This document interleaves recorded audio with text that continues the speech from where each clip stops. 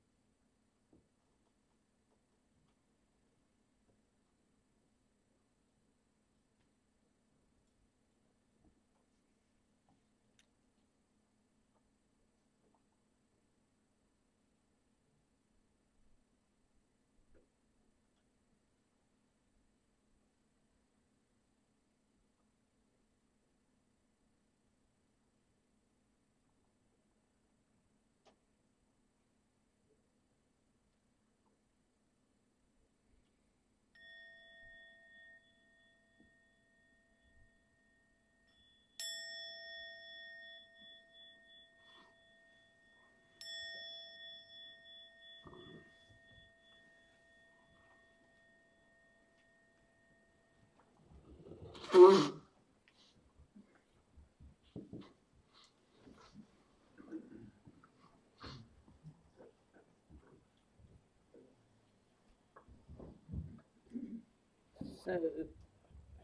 let's turn this on. It'd be lovely to hear from you. If you have a question for one of us, you can address it. The other one of us might get inspired to throw some things in as well. Or if you just have something to say, that's also not directed at anybody. We'll see what happens, you know. We'll just have some fun together. I think someone is going to go around with a microphone. Microphone there. All we need are questions. All right. Can you hear me? Yes. Yes, if you hold the mic real close. A little closer? Oh, there we go. Okay, thanks. I'm kind of new to this, and I often find that the energy in my body feels very different than the energy in my head. And the energy in my body feels calm, and the energy in my head is racing. And I wonder if you could share any thoughts about how to work with that, or what that might be, or anything that you might have to offer about that. Sure. I mean, you may. You'll hear different things from different schools, but the bottom line is that there's nothing wrong, you know, and so you don't have to think about addressing everything right away, but more give it a shot at just observing it, that this is what it feels like, because there may be something interesting, you know, just in that, and there's also something strengthening in that you can be with a whole variety of different experiences. It's also said in some schools that certainly that we have kind of an energy body as well as the physical body, and one of the characteristics apparently commonly found in the West in this energy body is a lot of energy up here, you know, that's not very grounded and it's not very smooth. So that's not a big surprise. And not so much where I mostly trained, like in Burmese schools, where they would just say, let it unwind itself. In different Tibetan schools, you know, I've had teachers with very simple exercises, like, I forget the name of that coffee thing where you just like press down. French press. You know, so they said, imagine your energy body's like this French press. And very slowly and kind of gently, you're just going to bring the energy down.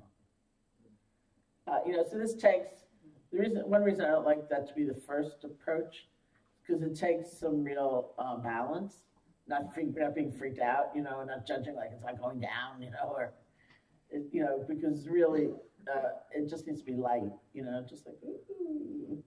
We do that sometimes in other ways, that by inference, like in teaching walking meditation, which we haven't done yet. Maybe we'll do some tomorrow. We'll do loving kindness. But when doing walking meditation with sensation, you know, being just instead of the breath, being aware of different sensations in your body as you walk, very often people discover that's exactly what you're describing. It feels like who we are, our consciousness, who we identify with is up here in our heads. And we're somehow trying to look down and see what's going on down there at our feet. And so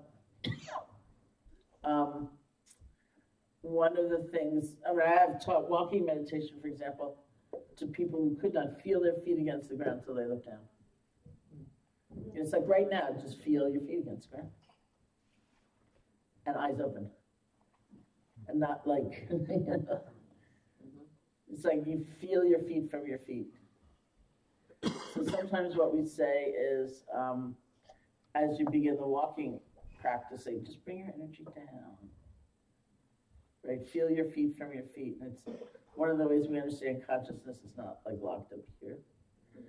So I talked about this book I wrote, Real Happiness, with a lot of meditation instruction in it. And when I did get it back from the editor, one of the things I noticed is that she edited some of the meditations which was surprising. Hey, because you're watching. One of the things she added in the walking meditation was, feel as though your feet are looking up at you. And I thought, that is so weird. I never say that. And then I tried it, and I thought, that's right. That's just what it feels like. You know, so there are lots of ways we do, but it needs to be gentle and not like, you know, determined, like, I'm going to make that change. It's just over time, it starts to shift that way. Thank you.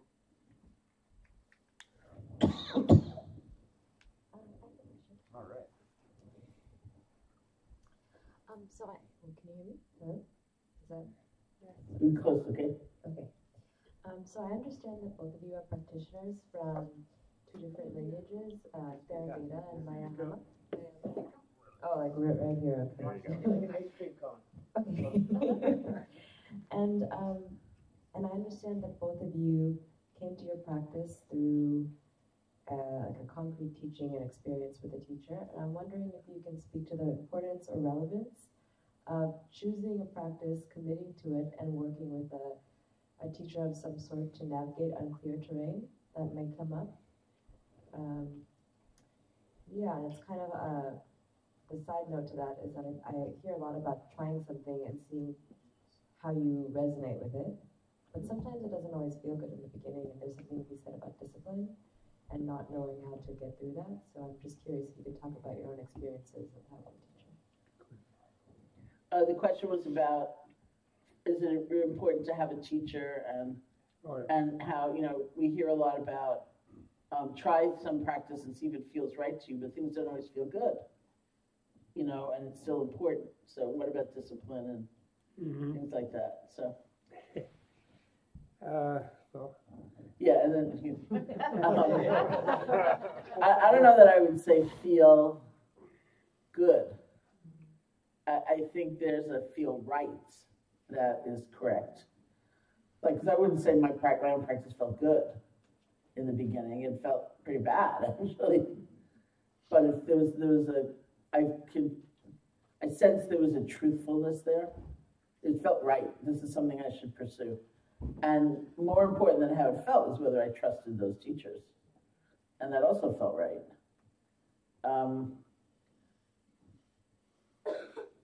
I think a very important side note to that is that it's easy to stand back, and especially in a cynical age like this, just kind of assess different practices and different paths and never actually do anything.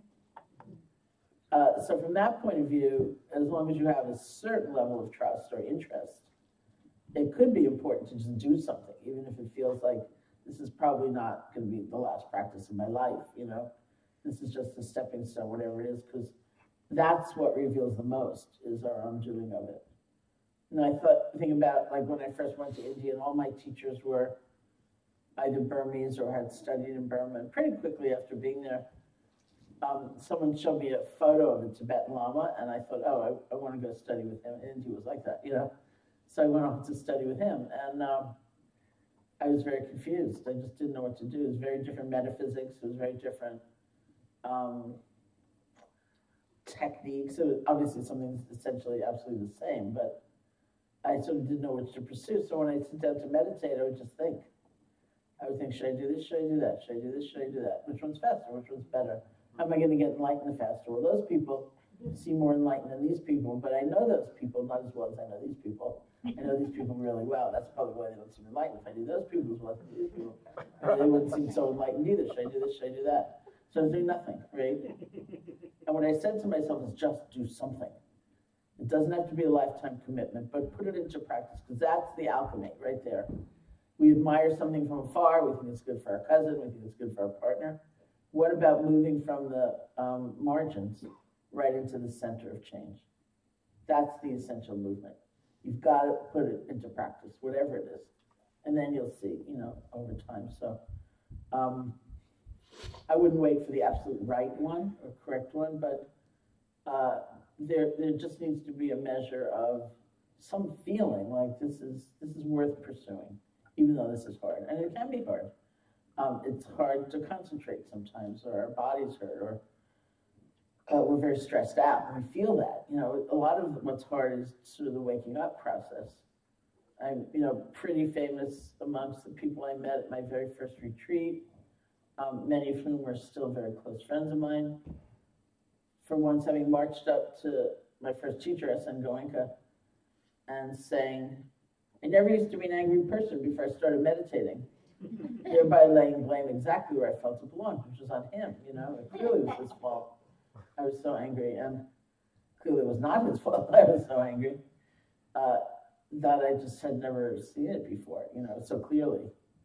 And so there's a lot of things that happen that, don't go in the book. This is the most dazzling, beautiful experience I've ever had, but it's important nonetheless. And so the teacher also creates that environment, where you feel enough courage and enough interest to be pursuing it and looking at it. So if you're going to have a teacher, which isn't always the case these days, then that's an important consideration. How much trust is there?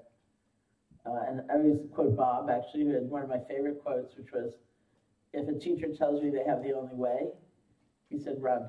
And then he said, grab your wallet and run. Which I think is a good addendum, So there are lots of ways we kind of are checking out the situation. And even without a teacher, because this is what my teachers would say, they were very method-oriented. Your practice will reveal a lot to you if you do it. The question is, are you actually going to do it, or just think about it. But if you do it, you will see a tremendous amount just in the course of that, and that will lead you on. Yeah, I agree with that. the name It's all good. People do want a teacher, and I understand that. It's just very hard. It's not So the world it once was, The craving for teacher and the thing about the teacher is the big thing. Mike?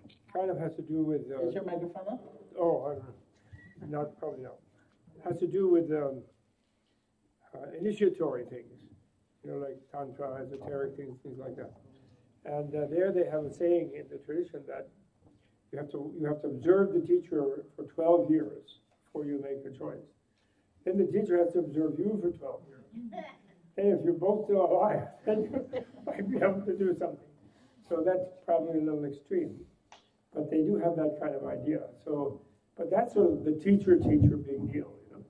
The other thing is about learning. If you study yourself and you realize that a lot of it has to do with your own learning, and you have to learn things, and you study that with or without the teacher, but then you will find different teachers useful, and because they might help you with understand something. But the point is, you have to start a study process yourself, not only a meditation thing that one person gives you, quote unquote. But you study different kinds of things, and you feel what feels right to you. And then if someone's good at that, you go and learn about that from them. And it isn't like a big the people who get I gotta have a teacher. That's the thing where they're thinking that someone else is going to do it for them. Okay, but that said, I have to say from my own experience, I went all the way to India. I thought I would go on a motorcycle, but I sold that in Europe. I decided I wanted to hitchhike or walk in Asia, which I did. I went all the way to India. It took about almost a year. And I met a lot of teachers. And somehow, some of them were kind of helpful in different ways, but I didn't really want to stay with any of them too long. And then I came back for a family event, and I visited somebody in New Jersey, just across the Hudson from where I grew up. And the minute I met that person, I just couldn't go further. There was a karma there, that was like. And then my friend who drove me to this place in New Jersey, because I'd been wandering in Asia, I didn't have a car, I was like a kind of a hippie-looking person, but there weren't any hippies, so that was even practically dangerous at that time, 61, 62. And my friend, and then that person sent me off, not to be my teacher, he sent me off to go back to India, where I had a job teaching Tibetans English, this kind of thing. And but I said to him, I'm going to be back, I'll be back in 2 days. And after I cut my hair and my beard, put on some jeans and looked normal. And the guy was, okay, sure, you can't really stay here though, but whatever. But you should go back to India. So then, as I'm walking down the thing, my friend who drove me I said to him, that's my teacher. I have to study with him. He's my person. That's it. That's what I've been looking for. He says, what? He's like, nothing special about him. He said, what makes you think so? I said, well, because he's not there, I said. He's not there. Therefore, I trust him. I actually said that. I didn't know what I was saying, but that was really accurate, actually. Mm-hmm. And what I meant was, he didn't have an agenda for me. He didn't want me to work on his avocado farm, his restaurant, this and that, And he was even dubious about my prospects in a certain way, although he said if I studied certain books, which he pointed to, and if I learned the language, maybe I could find something helpful in there. He even denied that he was enlightened, and so on. And then he gave me a piece of pie and a cup of tea, and told me to if I wanted to travel around by myself, I might look more normal. Because this was 1962, and I looked like Jesus on a bender,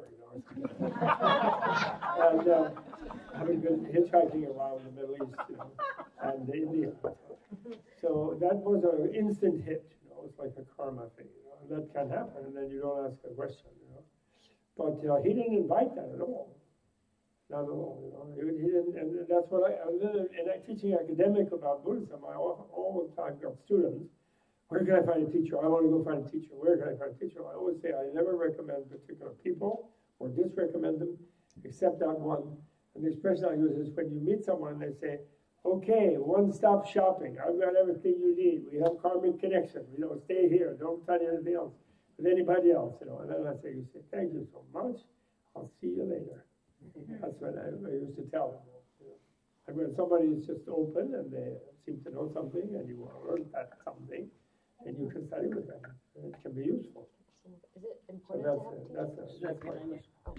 Oh, do you feel but if you do see a teacher, you should speak loud enough where they can hear you. We're not the first person. Oh, there you go. Right. Do you feel it's important? I mean, that seems like a dumb question, but do you feel it's very important to have a teacher because things can get weird? Is it important to have a teacher because things can get weird? In the process, Because things could get weird. Okay, well, no, if they get weird, you go to a doctor. As they say, if meditation doesn't work, try medication. No, I'm just kidding. No, they can also get weird with teachers sometimes. That's what she means. The point is, it's up to you, and you have to be responsible for yourself. That's a big Buddha thing. One of the amazing things about the Buddha, that I like about him, is he emphasized, although there's this thing about the student should not be like a covered vessel, because if you try to pour into a covered vessel, it has a lid on, it's really nothing is going to hit the vessel. There's 3 flaws of a student, one of them is having a lid on, by thinking they already know everything, So therefore they kind of say, well, you have to kind of admit that you don't know something to be able to learn it. It's impossible for someone to learn who already thinks they know everything. But on the other hand, among teachers, Buddha was very amazing in saying that every human being can understand the world, can understand reality. We grow up in a culture where we're told that if we're religious, we're told that God understands and we can't, and we just have to believe. Blind faith is pretty strongly enforced on people if they're in a religious setting, cultural setting. And then second, even if it makes no sense, which is, from Buddhist point of view, that's crippling to your mentality. If you believe something for no good reason, you'll believe anything. So it's not a good idea. And then the second thing is, if you do science, then science has the preconceived idea that nobody can really understand anything. You just learn a little more about some part. And then any scientist who said, Eureka, I understand everything, then they send them to the clinic, because you're not supposed to understand everything. And that's one of their complaints about Buddhist science, mental science, is that it seems to come from a source of someone who was Sarvajna, who came to know everything. And that therefore makes him unscientific. But actually, he said everyone can know everything. And not only that, sometimes in some moods, he sort of said everyone already does know everything. But they're all convinced that they don't, and they're covered it over with, everyone has an intuition, in other words, that knows really what's real. But they covered that over with, oh, I don't know what to do, and I'm doubting and puzzling, and they have to work on that.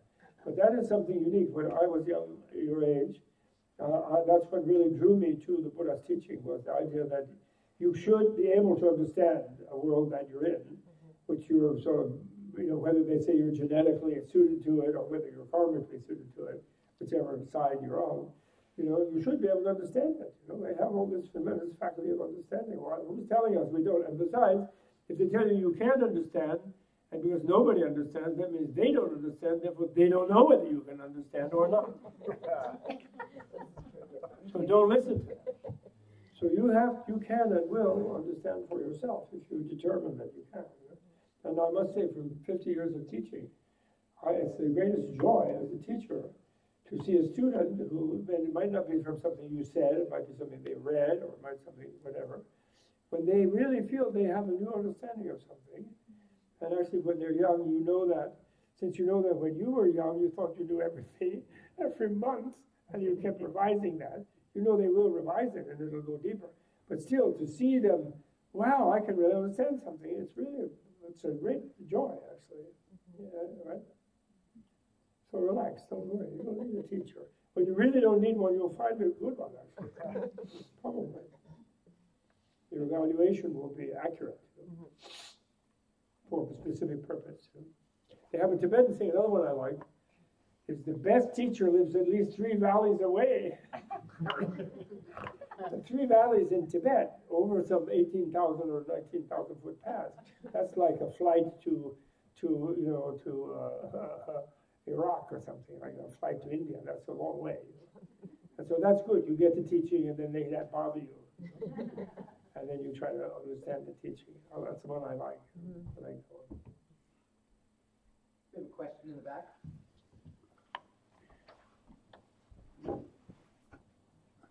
What's that? What happened? There's a question in the back, yeah. Okay. Yes, please.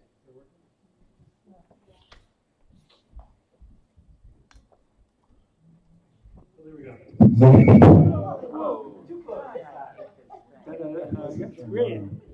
That is éclat. That's what we call éclat. Okay, that's Jim. Okay. That's Jim Conley. So, yeah, hi. Hi, everybody. This is going to be teased into a question because it's a result of some things that both of you have said. I remember when I started meditating, you encounter these Muppets in the gallery above you, looking down, and you're like, oh, you think you're meditating, huh? And you're like, I'm meditating, I'm not doing well. I'm not doing this right. But then you hit this point where you engage with a witness consciousness, and then you start to see the distance between a thought, an emotion, a cognition, and up to a sensation, a raw sensation. Then in Tantra, you start to feel the full embodiment, in the body, in the present moment of the sensation. And so you go from this witness consciousness, I see my hand or I see my foot, to this tantric moment where you are the sensation and you merge with the sensation.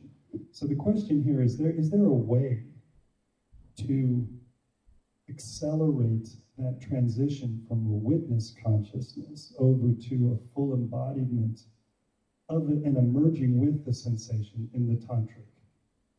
In the Tantra, you say? In a tantric. Tantric. I guess that's directed to me. It must be. In the tantric tradition. Yes, okay. Well, what's interesting, Buddhist epistemology, or let's call it, stop saying Buddhist, let's say Indic science, Indic inner science epistemology, of which the Buddhists were very much foremost because they had the big universities until about 1,000 years ago when the Muslims burned them down, Muslim invaders and occupiers. So they had more universities than the Brahmins did, who more or less had sort of apprentice schools, for old Brahmins, for young Brahmins, etc. And so in that epistemology, it is said that actually all of our experience is direct experience. And that is that what they call pratyaksha, which means something like immediate experience, like intuitive, in the Kantian sense of intuitive, which means unmediated by a concept. So direct experience, and all of our experience is that actually direct experience.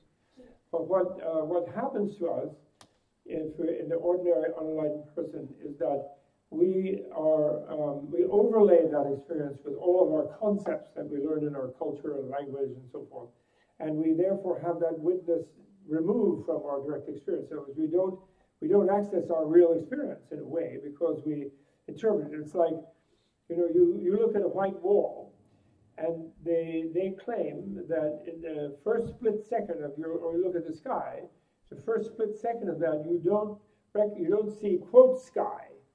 You just disappear into the blue, kind of. You disappear into the white wall. So the merger of subject and object, in other words, is the way we relate to the world. You touch something and you are the thing you touch as well. And that's always alive in us, and it can be called intuitive, actually. But I never experienced that in a way because it's, my hand, I gripped the arm of the chair. I immediately describe it so fast that it seems to me that I'm perceiving it through my concept only. You follow me?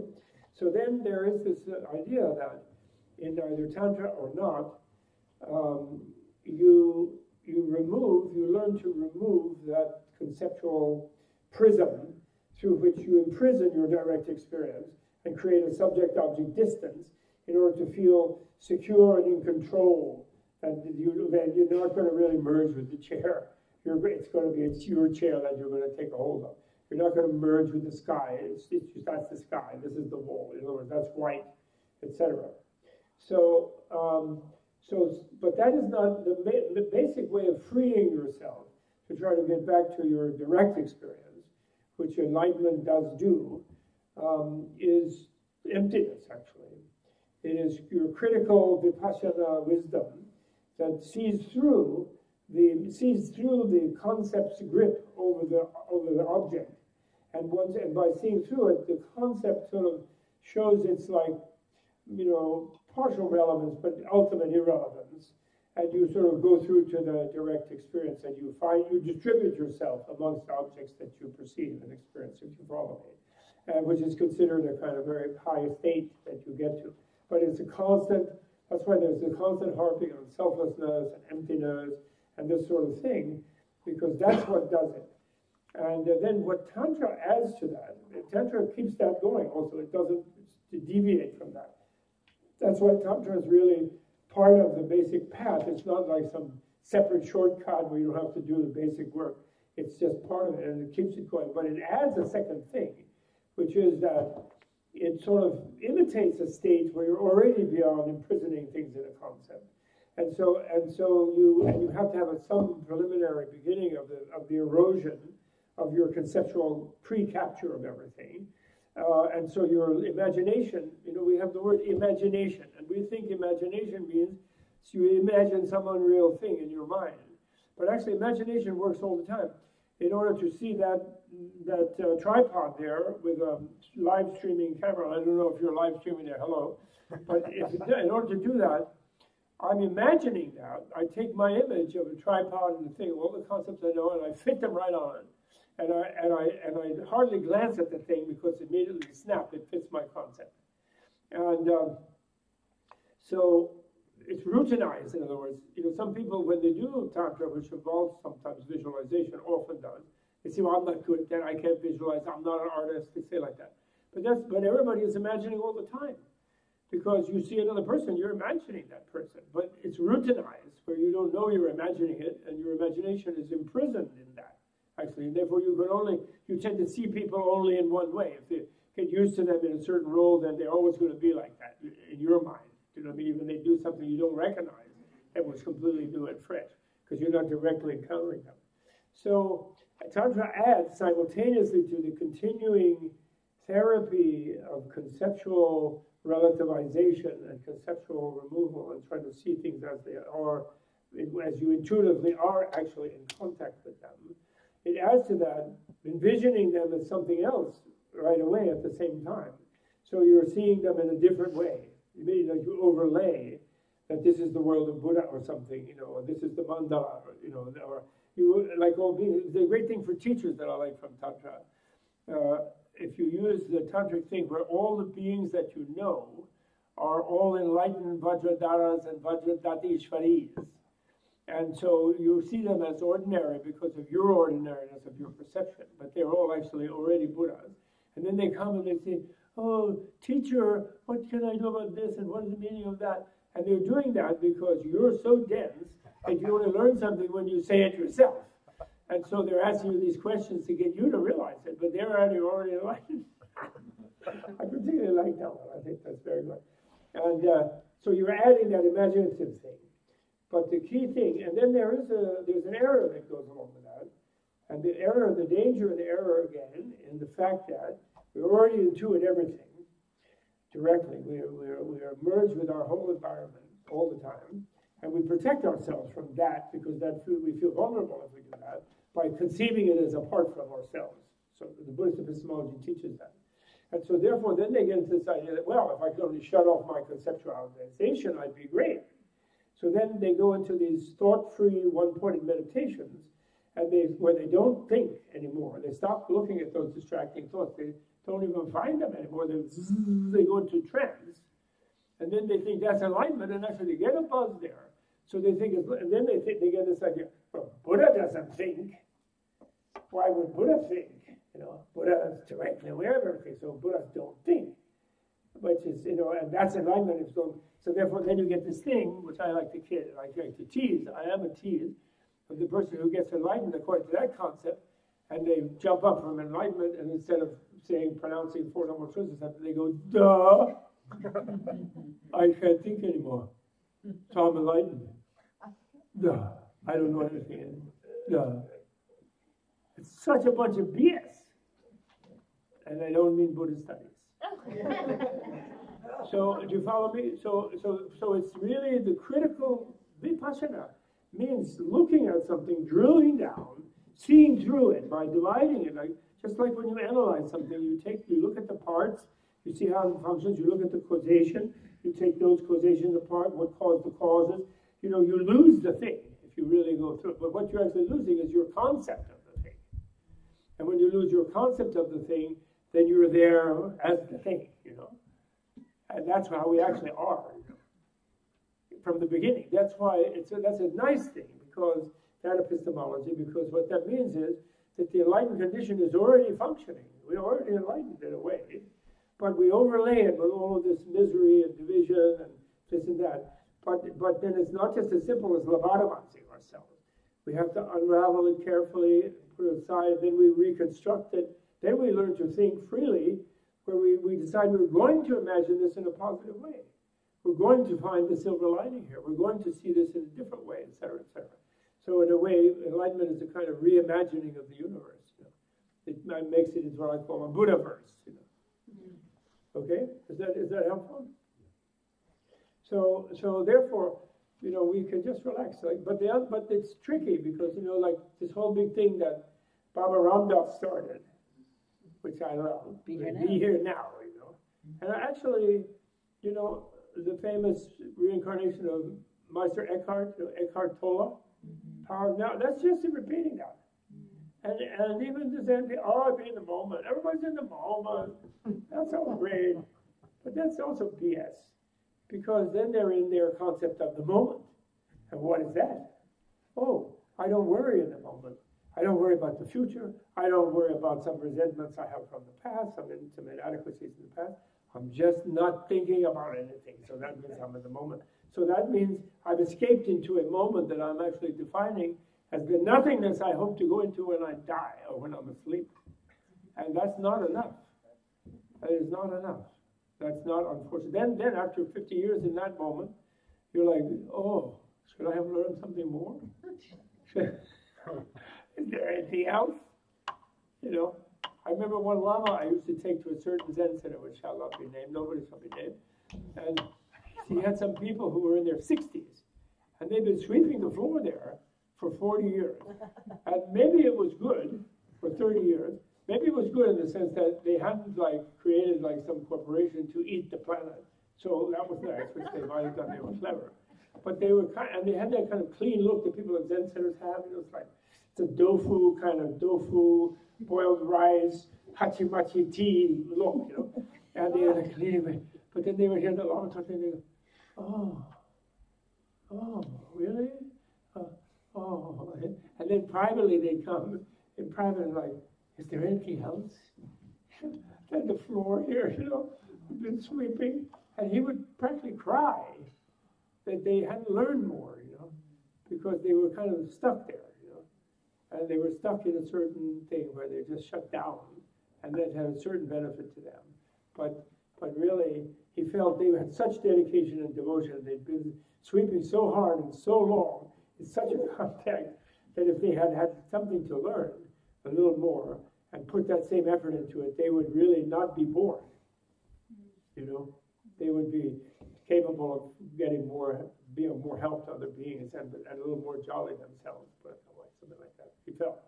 So the confusion about the idea that we do have subject-object non-duality already in our direct sense and mental perception, intellectual, what Kant called intellectual intuition. We have that, but it's not achievable by just hacking off the thought. The thought has to kind of unravel itself carefully in a certain way, and then it's still usable as a tool for out of compassion to recreate the world for the benefit of others, something like that. And that's where Tantra is. That's the specialty of Tantra. That same Lama said the brilliant thing when somebody asked him, what was Tantra? And he said, well, you realize that wisdom wants to, which is everything is really about wisdom or genius, you know, super intelligence, destroys the world of suffering. But after that world has been destroyed, then Tantra involves the art of recreating a really better world out of wisdom, made of wisdom, not made of ignorance, in other words. And so that's what Tantra actually is, he used to say. And I always think that's quite marvelous. I never heard any other Lama say that. But I think it's so to the point, actually. I really do. Don't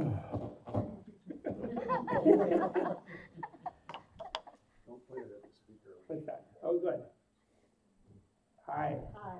Hi. Oh, that's good. I was at Tibet House a couple of weeks ago. Yes. For the dog psychic. With who? Dog psychic. The dog psychic. Oh, the dogs. Oh, yes. The dog communicator, animal communicator. Animal Oh, you were there. Oh, good. And you said that, and I already misquoted this, so you and the Dalai Lama, this is for both of you actually, were the only two Buddhists who believe in the self. In the soul? Was it the soul? Yeah, well, I couldn't quite catch everything you said, but in the self. I did say that actually I started deciding that it was annoying that there's some sort of taboo that Buddhists are not supposed to mention the soul because it's some evil thing, you know, some terrible thing. And so I started doing that, and it was around that time also I went to some talks. I hadn't seen him for a while. He was beginning to use soul himself, I noticed. And I discussed it a little bit with him, and we decided that's fine, because the word in sort of foundational Buddhism is chitta santana, which means continuum of the mind. And that's what takes rebirth. And it's a constantly changing, flowing process. But of course, it's chitta, it's mind, it's very subtle. It's not coarse energy like a coarse physical. And actually, some forms of Buddhism say it's not physical at all, although the highest form of Buddhism says it is super subtle physical. It's pure energy, in other words. And the idea of matter and energy conversion is not necessarily in the ancient writing. And they rejected the Indian materialists at the time who didn't want to have a soul. That was already a view in Buddha's time which they rejected. And didn't want to have a soul on the basis that the mind doesn't matter, like modern materialists. Like they had them in Buddha's time. And so soul is simply, from a Buddhist point of view, a constantly changing thing. The thing that is rejected by Buddha's anatma, no self, and that can be translated no soul, although no soul would be a jiva, actually, because the word in Indian is jiva for the soul. So ajiva, no soul, is it means there's no fixed thing, like a barcode or an identity or a little mini you made of platinum that sits somewhere inside your brain or your heart or something that never changes. That's what he's rejecting. He's not rejecting the flowing life force of beings at either coarse or subtle levels. And the super subtle level of that is just as well to be called the soul, actually, no problem. And so then we're back in business. We can have a soul food, we can have a soul music, and we can have a soul dog. And that book was called Soul Dog that I wrote that forward to. She's referring to this nice lady who had a thing with a poodle, where the poodle became her teacher. Seriously. They called Brio. She had lost her marriage, and she was depressed, and she was a movie producer, like filmmaker, documentarian for ABC, among other clients, freelance. And she was, moping around, and it was like agoraphobia and contact with any other being. So she decided she would get a dog and see if she could do that. And she got this poodle, and the poodle was like her guru and would take her for walks and run away, come back.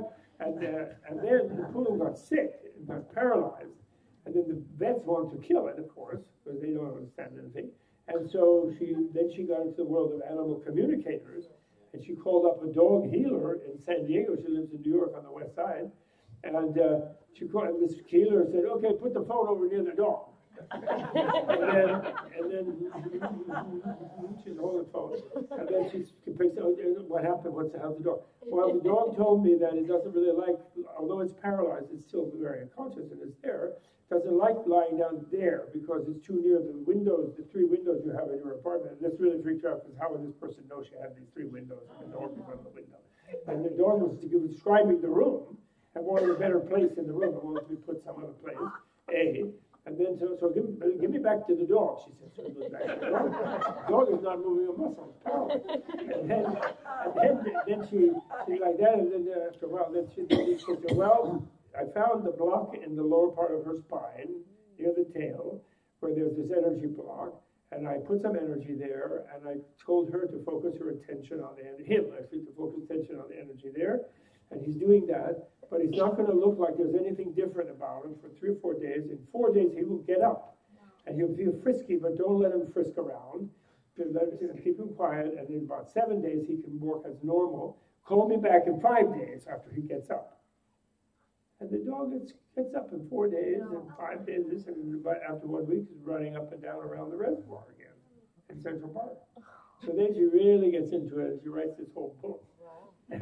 And then she called it Soul Dog. And she interviewed me in the research for the book. Called up some dumb professor at Columbia to try to find out what Buddhists think about dogs. So I told her the Maitreya story. You know the Maitreya story? Well, there was the great Asanga, who was in about 1,000 years after Buddha's time, in around 400 of the Common Era. And he was mad at the quality of Buddhist monks and yogis and nuns and whatever and teaching. He thought it wasn't being really done that well. It was fading away, the force of Shakyamuni's teaching. So he said, "I'm going to go to a cave, I'm going to meditate really strongly, I'm going to meet the future Buddha, who Buddhists think of as in a certain place, certain heaven level, waiting to come down here. In those levels, 10,000 years is not that long. And so they're coming then. And so he went and meditated, and I'll keep the story short. It's a shaggy dog story. And so 12 years anyway, after various breaks, after 12 years, he still hadn't had a vision of the future Buddha, and he became really despaired and freaked out. He left. He had left 3 or 4 times along the way and gone back because he had some experiences that maybe he should try more. But then he really gave up, and he came to the outskirts of a town, and he met an old bitch who was really sick, and the whole hindquarters were completely, separating flesh. It even had maggots in it already. It was like a dead flesh. It was really funky. It was going like that, So that attracted his despair and attention. And then he thought to himself, well, I couldn't do what I wanted to do in life, and Buddhism is not well. and I can't make a contribution, and maybe my trainer doesn't care about me, or he doesn't even exist. Maybe I believe in the wrong thing, but maybe I can help this dog. So then he goes to the dog, and he's sort of trying to figure out how to help it. And then the dog is, and then I'll wash the dog off and clean up its wounds, you know. And then he notices there's maggots in there, and then he's going to scrape off the maggots, and then the maggots looked him in the eye. And he thought they were cute, like maggots, you know, little maggots, cute things. He hadn't seen too many beings, I guess, in the cave. And so he didn't want to kill the maggots. So then he cut a piece of flesh from his thigh, just a strip, you know, and put that down. And then he was going to pick the maggots and put them on the strip. And then I'm not sure of the destiny of the strip after that. Or no, I'm sure he wasn't either. But he was going to then think of something for the maggots. You know? So as he's going to do that, he couldn't pick them up. They're squirming. So then he sticks his tongue out. Gets the brilliant idea. And he thinks the maggot is going to drop on from the cold, funky flesh onto my warm tongue. And then I'll put it down on the thing. I'll put my tongue down there and it'll go on the fresh flesh. And he's just doing that. He's going, because he closes his eyes because it's so funky. When he gets close to the dog's sick flesh. And then suddenly, boom, he jumps back. And there's my trail. In all his glory, the future Buddha, you know, golden, like, fantastic thing. Oh, my Lord, very bow.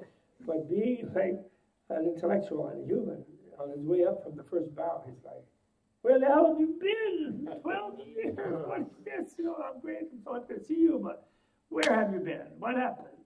And then my trainer said, well, I was here the whole time. I was the guy who did this, you know, the different people who were mounted him. I was like, trying with you in the cave, but you never sold me because I am love. My Treya means Mitra, my mater, like mother, friend. I'm love, and you didn't really have compassion. You were just involved in your thing, and you were going to do something that was nice, but you had a good intention, but you didn't have compassion. And without compassion, you don't recognize love when you see it. So he's looking very dubious at that, you know, So he says, I'll show you. If you know, I see you don't really believe me, so take me into town.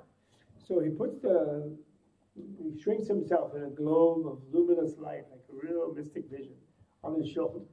He runs into town and says, rejoice, rejoice, behold, the future Buddha is already here. Here he is. So then people start throwing rocks at him because they see a weird, skinny-looking yogi guy with a bleeding leg and a rotten dog on his shoulder shouting, future Buddha. So that makes them really disgusted and freaked out, and then he gets very discouraged. Oh, it's too late, it can't be any help, and he's walking even more unhappy, leaving with my friend. And then one old lady from a charnel ground, she sees the dog, but she sees a jeweled foot made of jeweled plasma of like divine Maitreya, you know, coming from the Tushita heaven. Sees that on his shoulder, and so gives her offers a flower to the dog Maitreya foot that she sees. And then Maitreya takes him to the heaven with him, with the teleportation or whatever, and then dictates 5 long, complicated books that everybody studies in India and Tibet ever since. You know, the 5 books of Maitreya, they're called. So I told her that story anyway, and she would put it in her book in a shortened form. And then after she finished the book, to my surprise, she calls me up and says, would you please write a foreword for the book? So at first I said, me, a book on dogs, you know, it's whole dogs. But then I thought, well, why not? You know, and I'm retiring and whatever, my colleagues can't arrest me. And so I'm going to write about a soul dog. So I wrote a short foreword for her. And then I did a book signing for her at that house. And it was very funny. And the lady's cousin is an English department professor at Columbia who I knew just vaguely. And he came to honor his cousin, you know. And he was a little wondering why I was involved in that. And then he came all friendly at first, you know, and then as the soul dog was going on, and then we had an animal communicator who's from Woodstock, and she was talking, and then she invited people, which Elena Manis is the name of the author of Soul Dog. Elena invited people ahead of time to do that, and so some people, they came up with iPhone pictures or even portraits of their dogs. And they didn't, I thought they would bring their dogs, but they didn't, unfortunately. But pictures, and then they would show the picture to the animal communicator, and then the animal communicator would start saying, well, the dog is a little unhappy about this or that, or it's happy. And then a bunch of them came with dogs that had been lost to them. You know, they had to be put down, or they were too old. And then, oh, that dog is fine. Says, you stop worrying about me. I'm your angel. I can come back as another dog if you need me, but you don't now. You're fine. Blah, blah. I'm happy. I'm in dog heaven. What's going on like that? So my colleague, the Eastern Barber, I could just feel his mind. It's like, what? What are they doing? What's going on? He's ready for the sirens. I was just enjoying it a lot. So then it was over, you know, and then he split right away. He was out there. He's in the English department, but he's still brainwashed by the natural science people. Always brainwashed. So did That's you have the a... dog story. Does that answer the question? Yes, thank you. I did So, actually you know, want to ask- there's the extremely subtle body-mind it is called. You know, in Tantric Abhidharma, they have a wonderful Abhidharma, and there's this coarse body-mind, subtle body-mind, extremely subtle body-mind. And I need to say that because actually it's the time almost, I should, it's almost dying. Yeah, go ahead, and then I think we'll do one more from her, and then we'll sit. You're going to leave us sitting on Oh, there's another sleep. question. Okay, I'll come back to this then. Let's do the other question. Is there another question? Yeah, did you have a question? Yeah, Go ahead. I actually just wanted to Oh, know. you have another if you one? Yes. Sharon. Okay, sure. What? Just if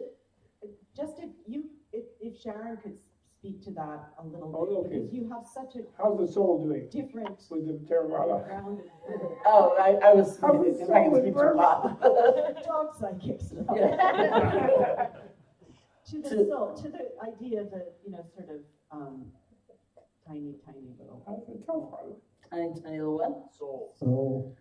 Well, I think the idea is that it's not a tiny little soul, right? That it's a process. And it's always hard to find words for those experiences, you know, like, but there's a refutation that there's a tiny little being in there that's solid and, That's right.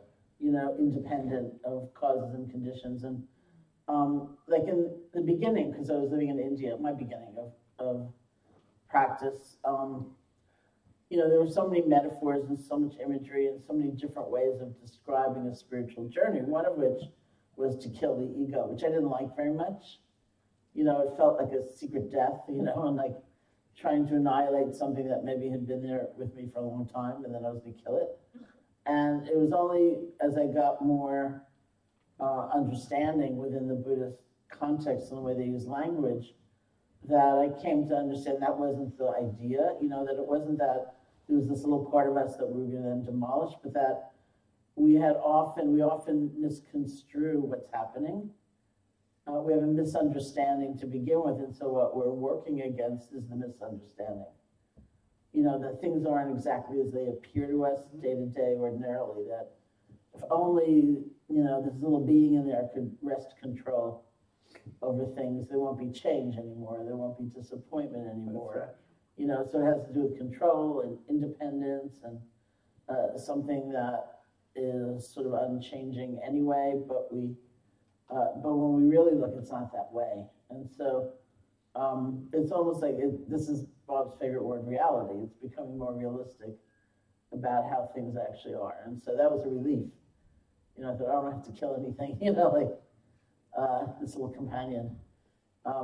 You know, so ignorance is always what we're working against. We're just trying to see more clearly and see more clearly. And when we do, a lot shifts because we see that, oh, it makes sense. I'm a little hampered, you know, as a communicator, as a writer, not using the word soul because I'm so not used to it.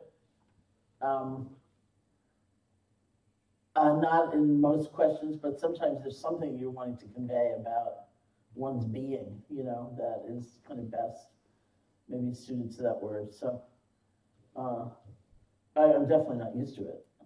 I was just with Ram Dass on Maui, and he likes to tease his Buddhist friends a lot, you know, he'll use the word soul like every other sentence to get us going, and then he'll look like impishly, like, how are you reacting to that? And I think next May, Bob and I are both going to be there with him, so I guess... We'll have a lot of fun with that. Yeah. He's very happy that I let him have a soul. You know, he's very pleased about it. I bet he is. He's really happy. He is. But here's the thing. The early translators of the Indian text were non-theistic British people.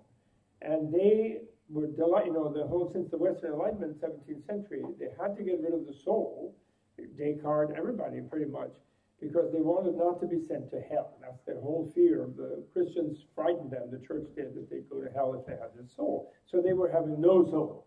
So then when they read in Buddhism, Anatma, they said, oh, the Buddhists are into no soul. That's great. That agrees with us. So they used that term. But, you know, in the same breath where Buddha is fussing about the no soul because he wants people to get rid of that little minuscule person inside the heart, he's saying no nose, no eye, no ear. We're going to read a sutra tomorrow about it. No life, no death. Everything is no, you know. So why pick on the soul particularly? That comes from a European historical reason of trying to understand Buddhism as corroborating some view of theirs, if you follow. So they picked particularly on that as the big thing that was missing. But the Buddhists, and the Buddhists, even with the Hindus, had the problem. The Buddhists would say, well, if you have no Atma, how do you take rebirth? And the Buddha says, well, it's the continuum of the mind. So, which is actually basically what I'm calling soul. He said that in those early texts. But because they do not give up, Buddha does not give up former and future life. Not at all. And without former and future life, there's no possibility of attaining Buddhahood, actually. Almost impossible. Because it's a transformation of body as well as mind. It means many lives, can mean it's quite something. It's an evolutionary thing. So there has to be an explanation of rebirth, and soul fits in that very well. But not a fixed soul, not a soul that never changes. A changing soul, completely. Like when you and I, if we do get reborn as dogs, we will not have still the little, what's your name? Hannah. Abby? Hannah. Anna? Hannah. Oh, Hannah. So there will be no little Hannah riding along inside the dog, you know, in the spine of the dog or in the heart of the dog or in the brain of the dog, running around like, no, well, now I'm a dog, I'm riding in a dog. There's no such thing like that. It will be a continuum of yourself. And you will not remember having been a human, perhaps, you know. And that's why one doesn't really want to be reborn as a dog. In the case of Maitreya, a being that is like that, they can emanate any life form while staying in their own life. There's no limit to the body of emanation of a right being. They emanate as many bodies as other beings need, according to the theory. I hope it's true. I do. Although I'd like to know where's the emanation body in Syria right now. I think it's the white helmet people, actually, if you know about that. Mm-hmm. I think that's the Buddha's emanation body. And that guy I read about in the article, that town, that now Trump, by abandoning that town to the Turks and to Assad, is just condemning them to death, those people. Very sad. Very sad. And the Kurds also, who are really helpful. Okay? Okay? Is that okay? Yes. So, you know, it'll take, like if I went in Burma to her people and said, oh yeah, there's a soul here, but they would freak out. Mm-hmm. They would definitely forget. Because they would think, it's like they didn't want to use the word love for Maitri. They wanted to say loving kindness in English. Because the Christians were there telling them, oh, love, Jesus loves you, but we're going to kill you. So they didn't like that. You know, they didn't like being colonized. You know, so then they say loving kindness. So please be kind, you know, don't colonize us. So these are historical things. Okay, but what I want to do, now we're going to go to the sleep yoga. I want to explain it. In the Buddhist Abhidharma, there's 3 levels of body-mind, which is just a schema. All concepts are schemas, you know, but it's a useful one. Coarse body-mind is your 5 senses and the organs of that. The skin is your touch sense, you know, eyes, ears, nose, tongue, skin. And that's the coarse body, or sometimes they say flesh and bone, you know. They usually say instead of flesh and blood, they say flesh and bone. But that's the coarse body. And the coarse mind is the 6-fold consciousness that operates through the senses and reacts to sense objects, and also has a mental consciousness with mental objects. The 6-fold mind, usually. They sometimes have 7 or 8, but usually 6. And that's coarse body mind. Subtle body mind is the central nervous system, the central channels, and the different nerve ganglia, or the nerve chakras, wheels, up and down the central channel, and the energies circulating in that central nervous system, and the neurotransmitters, the subtle fluids that create moods and like the body's own drug production, hormones and so forth.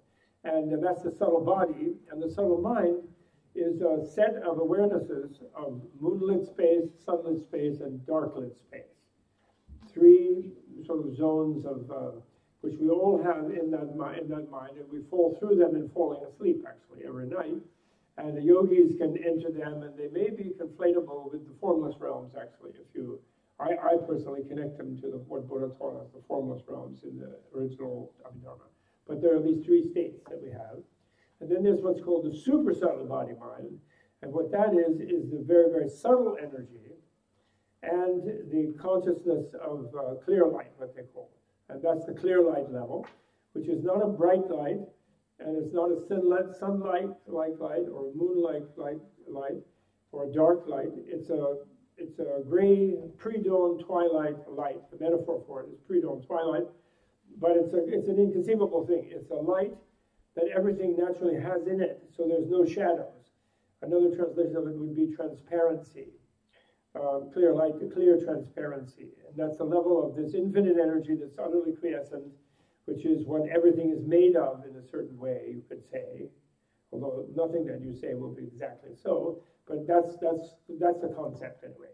So that means that we have in our own self all those levels of subtle body, super subtle, and coarse we have. But we are all living in only the coarse body, usually. We're unaware of those deeper levels. So, but when we die, now some of you know already, there's the 8 stages where you go. There's called earth goes into water, water into fire, fire into wind, wind into space. And then space goes into luminance, which is the moonlit space. Luminance goes into to radiance, which is the sunlit space. Radiance goes into immanence, which with an I, which is the darklit space.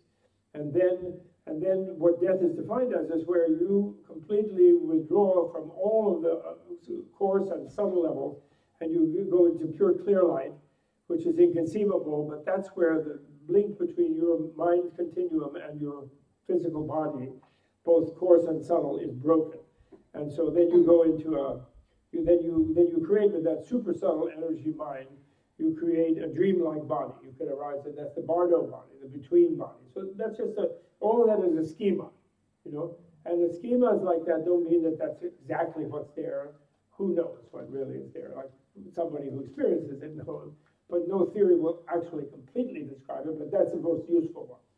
Now, in that light, when we fall asleep at night, when we first sort of stop feeling, you know, touch, when we close our eyes, we no longer have visual stimuli. Then we put earplugs in, or we get in a quiet room, and they're darkened in a quiet room, and we don't hear anything. We hope, and we hope not to smell anything, taste anything. And then the last thing is where we give up touch.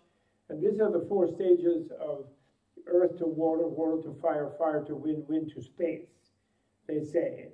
And then we never notice a white moonlit type of awareness, a sunlit or a little bit hot awareness, heat awareness, and then but we then do definitely notice the darkness awareness, and that's when we fall asleep and we become unconscious. But according to their Abhidharma, then we slip into the clear light, actually, but not completely, but enough that all our cells are bathed in this infinite energy bath, which is why we feel refreshed in the morning. And in a way, we don't ever see that clear light because there's still some tiny aspect. Oh, Jim left, too bad about something. There's a tiny aspect of subject-object in the 3 subtle body-mind experiences of moonlit, sunlit, and darklit. And you can find, tables, diagrams of this in my book of the Dead Book. If you look at them, you can see it, so you can remember it. It's if you didn't write it down.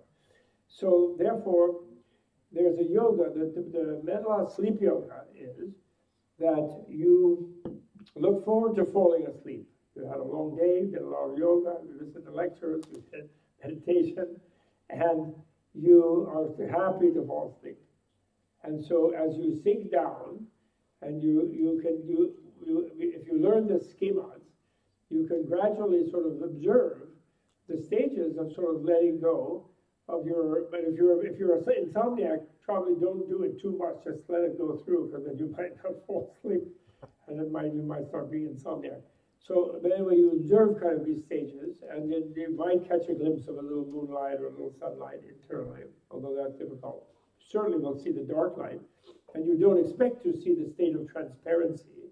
But what you do is you plant a kind of inference or a seed in your mind that, oh, wonderful, once I give up controlling things by giving up consciousness, when I do give up my boundary to consciousness in the dark space, in my bed, on my pillow, then actually between my body and the environment, there's no boundary anymore.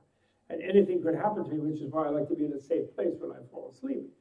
But luckily, I'm not going to lie in the nothingness, in the dark nothingness.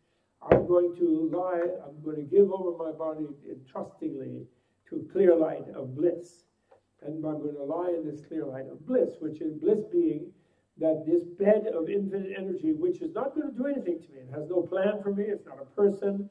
It's not a machine. It's nothing like that. What it is infinite energy.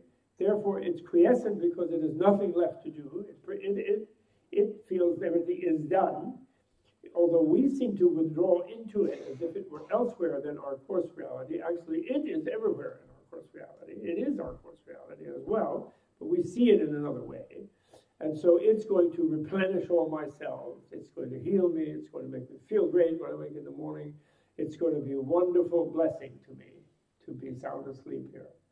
And I'm going to bit by bit criticize the materialist idea that the darkness that I lie in when I sleep is a foretaste of a terminal darkness at the end of my life when I become nothing.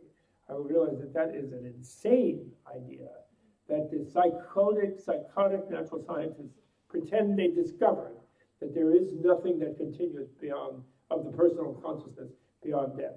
And when the material, the brain, when it's all stopped, then that's the end of you, because you're just an illusion, actually.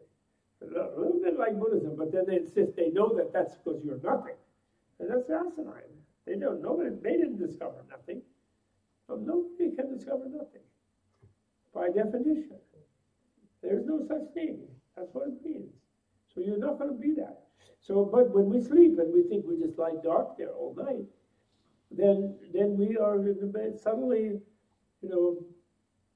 ratifying that materialist presupposition that we were educated and indoctrinated in from youth, from childhood, from the authorities who write science books, popular science books right now.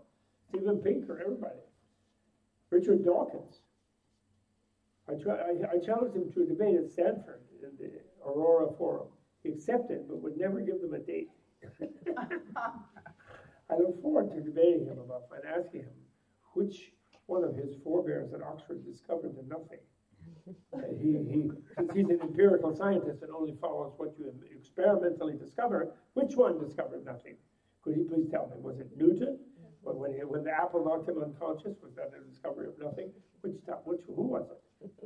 I look forward to that day. I do. Anyway, so when you fall asleep, and now you're going to go fall asleep, I hope, then you are really doing something that's a great exercise in letting go. And you do it anyway naturally because you're tired. But in a way, it's kind of fun to play with it. And this is like carrying your practice around with you everywhere where you are, not just when you're on retreat somewhere. That's where you get more energy to do. But then you carry it around all the time. And that's a really great one when you fall asleep because you're letting go. And you're actually giving up your control of yourself and what's around you for the period of time you need to rest. And it's wonderful. And you're giving up your routinized imagination of it all. And you're trusting in the room and in the lock on the 3 bolts on the door in New York City, and just one small lock here, and quiet. And in a way, you're rehearsing, which we will all face our death process, when we will give up, where we will not necessarily wake up in the same body, but we will wake up too, definitely, because we're soul dogs, we're soul human, we're soul humans. We have that super subtle continuum.